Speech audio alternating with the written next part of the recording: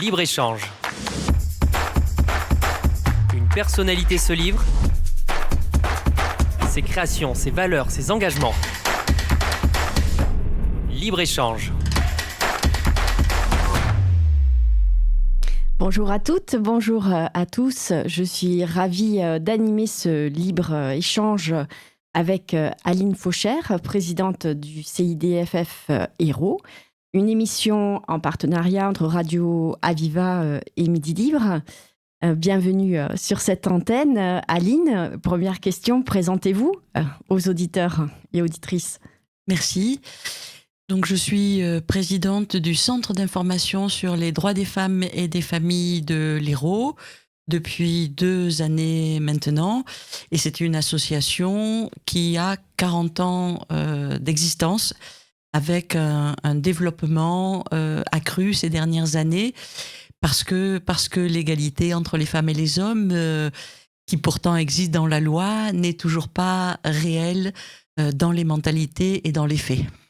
Alors, vous êtes présidente depuis 2021, mais vous y avez travaillé pendant 20 ans. Expliquez-nous, quelles sont les missions des CIDFF en France et dans l'Hérault en particulier ? Oui, alors le CIDFF de l'Hérault appartient à la Fédération nationale des CIDFF. Il y en a un dans chaque département et nous sommes regroupés dans une fédération nationale qui, elle, est davantage en lien avec nos autorités de tutelle et en particulier avec le ministère des droits des femmes. Dans l'Hérault, comme dans les autres CIDF, mais peut-être plus spécifiquement dans l'Hérault, on a développé dès les années 90 des actions spécifiques en direction des femmes victimes de violences. Ça a été un axe extrêmement fort de notre CIDFF, sans pour autant oublier tout ce qui est, je dirais, le squelette, enfin la colonne vertébrale de chaque CIDF, qui est l'information sur les droits. Les CIDFF sont nés de l'idée, de la réalité perçue par Madame Giroud, à l'époque où elle était secrétaire d'État sous Valéry Giscard d'Estaing, que les femmes, ne connaissant pas leurs droits, ne demandaient pas qu'ils soient appliqués, bien sûr, puisqu'il y avait une méconnaissance. Donc les CIDFF sont des associations qui d'abord vont informer des femmes sur leurs droits, et ce, au plus près des territoires. C'est-à-dire que nous, dans l'Hérault, on a 50 points d'information parce qu'on sait que quand on habite dans les Hauts-Cantons, par exemple, c'est difficile de venir se déplacer jusqu'à Montpellier ou jusqu'à Béziers ou jusqu'à Lunel pour venir chercher une information. Donc on essaie vraiment d'être au plus près des besoins des personnes, et parce que informer sur les droits est nécessaire mais insuffisant, on a autour de cette information juridique développé toutes sortes d'actions visant à l'autonomie des femmes, c'est-à-dire l'accès à l'emploi ou à la formation, c'est-à-dire le soutien psychologique et la médiation familiale, parce que on sait que souvent dans le cadre de séparation, les femmes s'appauvrissent et qu'il est important de veiller à ce qu'il y ait égalité après séparation. Donc tous ces champs-là concourent à l'égalité, à faire vivre cette égalité entre les femmes et les hommes. Et combien de femmes touchez-vous par mois ou par an ? Alors par an, entre 16 000 et 17 000 femmes chaque année font appel à nos services, quelquefois à l'ensemble de nos services, quelquefois simplement pour une information juridique ou pour un accompagnement vers l'emploi ou pour du soutien psychologique ou pour de la médiation familiale. Mais je dirais que notre spécificité, peut-être notre force, c'est d'avoir une vision globale.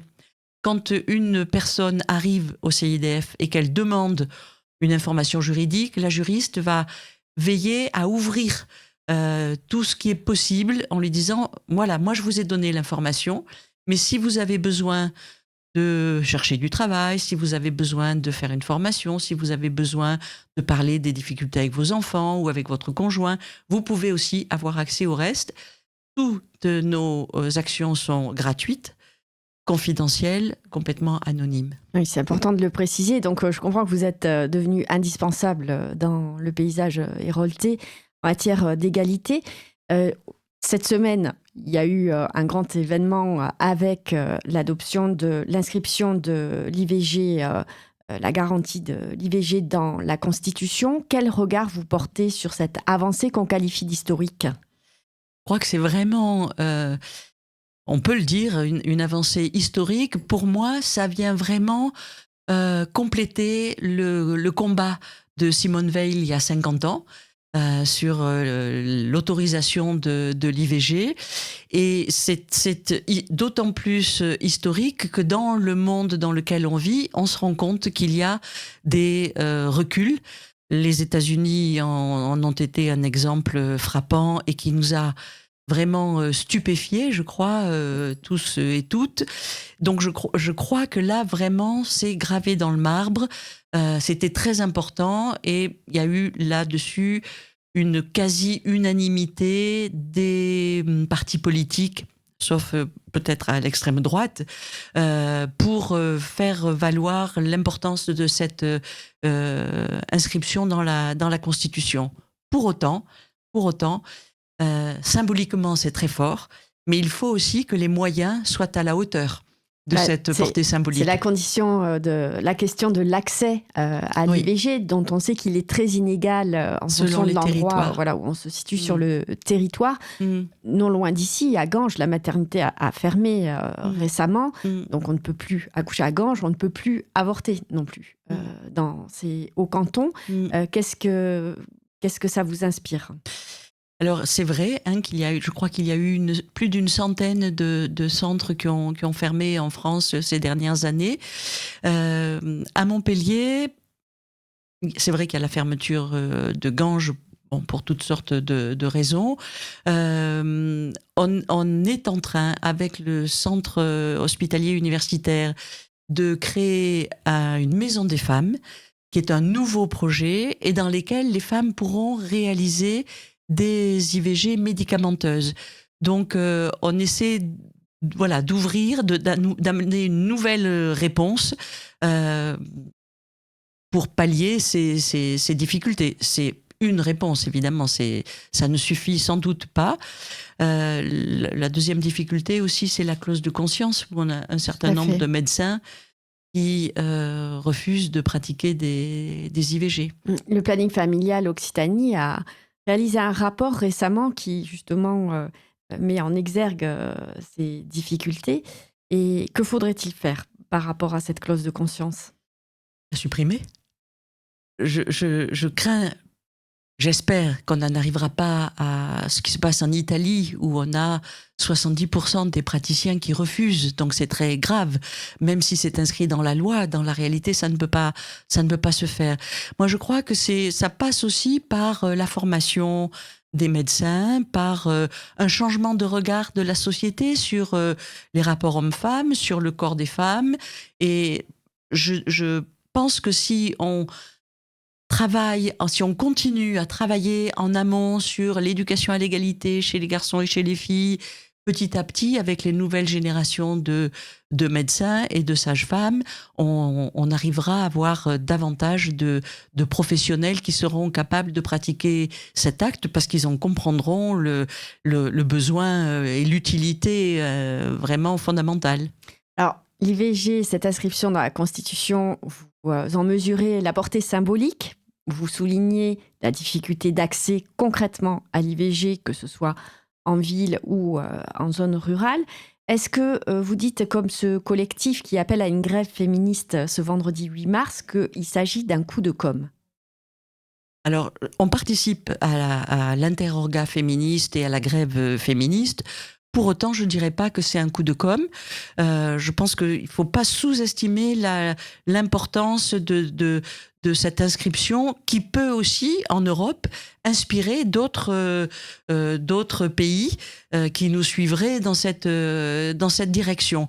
Mais ça pose tout le temps le problème, au-delà de la portée symbolique, la capacité qu'ont les associations à faire face aux besoins qu'ont les femmes de maîtriser leur fécondité, mais aussi de trouver des soutiens spécifiques quand elles sont en difficulté. Alors cette semaine a été riche, on le disait à l'instant, en matière de droits des femmes, et notamment avec l'adoption d'un texte à l'Assemblée nationale sur l'ordonnance de protection immédiate. Qu'est-ce que vous pouvez nous en dire ? Alors, je crois aussi que c'est un texte extrêmement important. On va voir comment il pourra être mis en œuvre dans les tribunaux. L'ordonnance de protection, ça existe depuis 2010. Mais c'est monté en puissance très, très lentement. Il s'agit de pouvoir rapidement, aussi rapidement que possible, protéger une victime de violence conjugale parce que le juge prend des décisions et en particulier la possibilité pour elle de rester dans le domicile conjugal alors que le mari en est évincé. C'est aussi la possibilité d'avoir une autorité parentale qui permet à la femme de continuer à prendre des décisions s'il faut hospitaliser l'enfant. Voilà. Et c'est pris pendant 6 mois. La difficulté qu'on avait, c'est que les délais étaient extrêmement longs et que pendant ce laps de temps entre la demande d'une ordonnance de protection et la décision du juge, il pouvait y avoir d'autres agressions puisque l'ordonnance de protection n'est prise que quand il y a vraisemblance des violences et vraisemblance du danger. Donc c'est sur des situations graves. Et là, les délais mettaient quand même en danger les femmes. Donc ces délais ont été largement réduits déjà depuis 2 ans, puisqu'on est sur une moyenne de 6 jours. Et là, l'adoption par l'Assemblée nationale d'une ordonnance de protection immédiate vise à ressembler au modèle espagnol qui est presque de l'immédiateté, c'est-à-dire le lendemain. Et parce que on prend conscience de ce laps de temps qui peut mettre la victime en danger. Alors, tous ces textes de loi mesurent leur nécessité. Pour autant, il y a un drame qui s'est produit il y a quelques semaines devant le palais de justice de Montpellier, où un homme a battu son ex-compagne alors qu'ils avaient rendez-vous avec un juge aux affaires familiales pour démêler leur patrimoine. Qu'est-ce qu'on peut faire contre ça quand on sait qu'une femme sur 5 seulement porte plainte en cas de violence conjugale ? C'est tout un système, des mentalités qu'il faut changer. Comment y arriver ? Alors sur cette situation elle-même, moi j'ai été frappée en lisant l'article. Cette femme avait quand même parlé, en allant voir le juge, elle avait parlé de ce qu'elle espérait être la fin d'un long calvaire. Le mot calvaire, il est quand même très fort. Il dit bien ce qu'elle vivait était presque un chemin vers la mort. Donc il y avait des signaux, mais pas de quelque chose de ce que je sais, parce que je ne la connaissais pas, et je ne connaissais pas non plus son ex-conjoint, donc difficile de faire une analyse quand on n'a pas rencontré les personnes, et voilà, je voudrais pas rajouter de l'indécence à ce drame-là, mais vous l'avez dit, comme beaucoup de femmes, elle n'avait pas porté plainte, elle n'avait pas évoqué, autant qu'on le sache, spécifiquement des violences. Donc peut-être qu'une des pistes, ce serait de mieux former tous les professionnels que rencontrent les femmes. Alors les avocats, bien sûr, probablement les médecins traitants. Et en ce moment, il y a un programme très intéressant porté par un jeune médecin généraliste qui s'attache à former une centaine de médecins pour mieux dépister les violences et à partir des plaintes somatiques que font les femmes sans dire explicitement qu'elles sont victimes de violences, mais elles peuvent avoir mal au ventre, mal à la tête, mal dormir, être déprimées. Voilà, un certain nombre de signaux qu'ils pourraient interpréter. Et ça, je crois que ça peut être tout à fait... ça peut nous permettre d'éviter cette centaine de féminicides qu'on n'arrive pas à diminuer au-delà entre 100 et 150 chaque année, et on n'arrive pas à dépasser en dessous cette barre des 100 personnes tuées par leur conjoint chaque année en France. C'est difficile de dire qu'on est victime et la parole n'est pas aisée. Alors c'est difficile, ça l'est moins aujourd'hui, donc avec l'âge que j'ai vu l'évolution. Dans les années 80, quand j'ai commencé à m'intéresser à cette question, c'était encore plus difficile. Il fallait vraiment des coups, il fallait vraiment de la répétition, il fallait vraiment des choses gravissimes pour que les femmes osent parler, et le regard de la société est extrêmement jugeant. Aujourd'hui, je crois, alors d'une part la parole s'est libérée, mais surtout les oreilles de ceux et les yeux de ceux qui doivent voir et entendre se sont dessillés.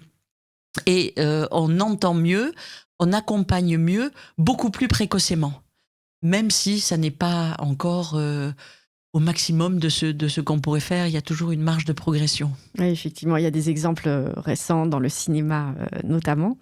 Les droits, c'est aussi l'égalité professionnelle, on peut en parler, puisque les inégalités, notamment salariales, persistent.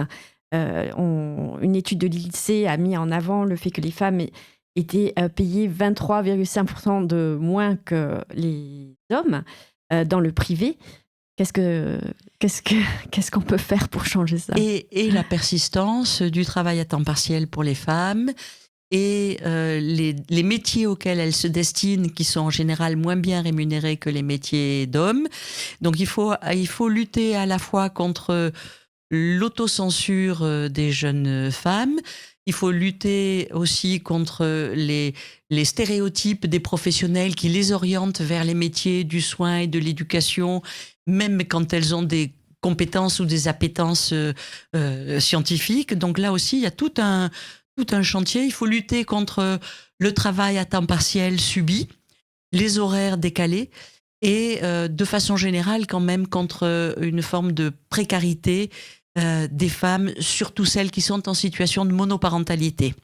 C'est vrai que les maternités sont encore un frein dans l'évolution de carrière des femmes, malgré des textes au sujet du congé parental. Donc on voit que malgré les textes de loi, les choses mettent du temps à changer. Ça pourrait presque être drôle, parce que avoir des enfants, et un certain nombre d'études le montrent, avoir des enfants pour un homme est un facteur de progression dans l'entreprise, alors que pour les femmes, c'est un facteur de régression.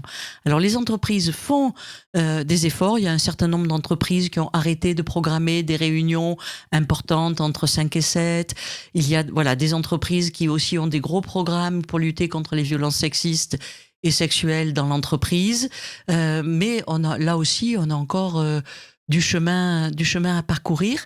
Et ce que j'ai oublié de dire tout à l'heure, c'est que on a aussi un programme d'éducation dans les classes de seconde, justement pour lutter contre ces stéréotypes qui amènent les filles dès le plus jeune âge à être habillées en rose et à jouer à la maman, et les garçons à être habillés en bleu et jouer à la petite voiture, pour que le champ des possibles s'ouvre.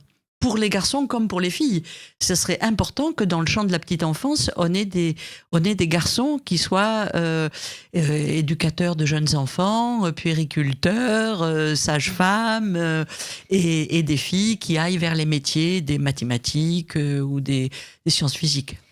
Alors, c'est pas gagné, parce que d'après les dernières études, on voit que ça ne progresse pas dans le bon sens. Les derniers chiffres que j'ai pu consulter, les secrétaires sont à 95% des femmes, les aides à domicile 95% également, les aides-soignantes 90%. Donc on voit qu'il y a un problème d'orientation dès le plus jeune âge. Et selon une étude de l'Éducation nationale, le dernier rapport sur l'égalité montre que la réforme du bac a eu un impact négatif au sujet des filles et des sciences. Elles se désengagent des sciences. C'est pour ça qu'il ne faut pas baisser la garde. Parce que on lutte à la fois contre ce que je vous disais tout à l'heure, contre les filles qui n'osent pas aller vers ces métiers pour lesquels pourtant elles auraient toutes les compétences, et peut-être aussi des enseignants qui ne les encouragent pas. Moi, je suis frappée par une forme de cécité.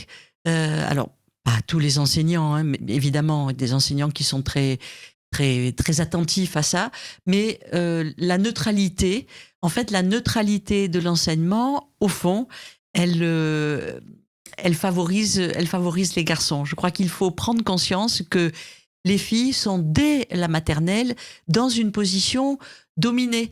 Les cours de récréation, les garçons l'occupent en jouant au foot. Les filles sont sur le côté, avec des jeux calmes.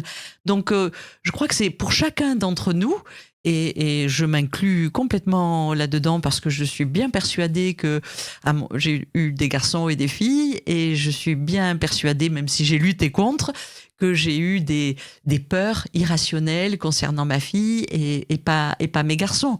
Donc je crois qu'il faut vraiment s'interroger pour lutter contre ces stéréotypes dans toutes les sphères de la vie. Oui, et puis peut-être une nouvelle réforme du bac, puisque les chiffres, c'est quand même, en termes de choix de la spécialité, moins 61% entre 2020 et 2022. Donc C'est énorme. c'est vraiment colossal. Mmh. Et le trio des spécialités scientifiques, c'est moins 28% d'effectifs féminins sur cette période. Donc, il y aura des conséquences directement dans le milieu du travail. Et au-delà de ça, même quand le métier est choisi, les filles scientifiques rencontrent des difficultés. Je parlais récemment avec une femme scientifique qui disait que c'était important du mentorat pour des doctorantes qui sont parfois harcelées par leurs supérieurs. Donc il faut soutenir les jeunes femmes qui s'engagent dans des métiers dans lesquels souvent elles sont les premières et les seules. On l'a vu avec chaque fois la première femme qui a fait Polytechnique, la première femme qui voilà. On l'a vu il y a longtemps avec la première femme médecin à la faculté de médecine de Montpellier. Elles ont dû se battre contre des préjugés. Donc ça, je crois qu'il faut se dire l'orientation c'est important, mais après il faut les soutenir pour pas qu'elles abandonnent en cours de route ces orientations qu'elles ont voulues parce que c'est trop difficile dans un monde où elles sont le canard boiteux. Est-ce qu'il manque des modèles à l'heure actuelle pour la jeunesse ? Il manque des modèles. Les livres dans l'éducation nationale, on a assez peu de modèles. On a Marie Curie. Les livres sont encore trop genrés sur des modèles masculins. Donc là-dessus aussi, on a tout un travail à faire. Alors il y a des éditions qui essayent de renverser un peu cette tendance. Mais chaque fois qu'une femme réussit quelque part, c'est vrai qu'on peut l'ériger en modèle. Mais vous avez raison, je me suis rendu compte, parce que nous, on a les figures tutélaires de Gisèle Halimi, de Simone Veil, voilà, les grandes dames du féminisme et de l'égalité, mais il en faudrait d'autres, et il faut qu'il en émerge d'autres chez les jeunes qui seront des modèles pour les encore plus jeunes qui arrivent. Alors aussi, souvent, on entend que la clé, c'est l'éducation des filles et des garçons. Est-ce que vous pensez que c'est la seule recette miracle ? Miracle, sûrement pas. Nécessaire, oui. Mais l'éducation, c'est l'école, mais c'est aussi les parents, c'est l'environnement, c'est les colonies de vacances, le sport, la culture. C'est dans tous les domaines que cette égalité doit être portée. Une autre clé du succès, évidemment, c'est l'argent. Pour les associations qui œuvrent à la sensibilisation, comme la vôtre, est-ce que vous pensez que les moyens sont suffisants ? Évidemment, non. On a réclamé pour le 25 novembre, qui était la journée internationale de lutte contre les violences faites aux femmes, un des slogans était « Où est passé l'argent pour les droits des femmes ? Il nous manque 3 milliards si on veut être à la hauteur des enjeux ». Et là-dessus, vraiment, j'ai une admiration profonde pour ce qu'ont fait les Espagnols, qui, il y a 20 ans, ont mis non seulement 1 milliard sur la table pour les droits des femmes, mais ont eu une vision complètement transversale pour arriver à vaincre les stéréotypes, pour lutter contre les violences. Ils ont travaillé à la fois l'éducation, la culture, la justice, sur tous les champs ont été travaillés en même temps, et ça a permis de donner des résultats qu'encore aujourd'hui on admire. Avec une chute des féminicides qui est spectaculaire. Bien sûr, bien sûr. Est-ce que vous restez optimiste pour l'avenir ? Oui, je suis plutôt d'un tempérament optimiste. Je vois aussi le chemin parcouru. Un certain nombre de professionnels, les policiers par exemple et les gendarmes, ont fait beaucoup de progrès dans la prise de plainte des femmes. Un certain nombre de professionnels pour lesquels ça paraissait être pas un sujet s'en empare. Donc oui, je crois qu'on avance à grands pas vers l'égalité, mais on est toujours... Il y a toujours le risque, et ça c'est Simone de Beauvoir qui nous le disait, à l'occasion d'une crise, d'une guerre, ces droits peuvent être remis en question. Donc ça, je crois qu'il ne faut pas l'oublier. Ça veut dire que la journée du 8 mars sera encore célébrée dans 10, 20, 30 ans, vous pensez ?